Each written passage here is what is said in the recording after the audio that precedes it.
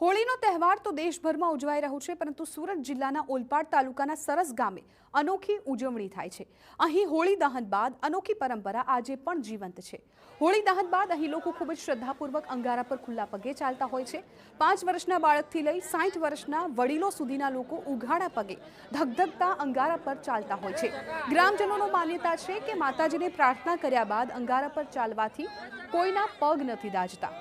બહાર ગામથી પણ લોકો અહીં આવીને અંગાર પર ચાલીને આશીર્વાદ મેળવતા હોય છે। ઘણા લોકો પોતાની માનતા પૂર્ણ કરવા માટે પણ ધગધગતા અંગાર પર ચાલે છે।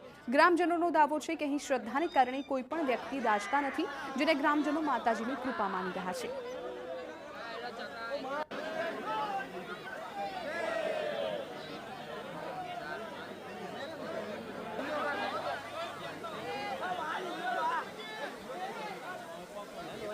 મારા પરદાદા હતા તે અહીંયા સ્કૂલમાં હેડમાસ્ટર હતા। એમના સમયથી અમે આ જોતા આવ્યા છે। એ પણ અમને કહેતા હતા એમના પણ પહેલાંથી આ પ્રથા ચાલતી આવી છે, એટલે કોઈને ખબર નથી ક્યારથી ચાલુ થયું છે।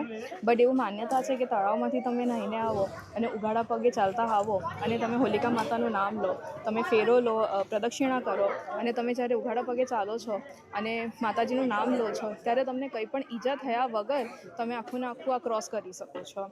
એ માતાજીની કૃપા કહેવાય। એમ તો આ સરસ ગામમાં પહેલેથી જ ચાલવાનું કહે છે અને હું 4 વર્ષથી અહીંયા જોઉં છું।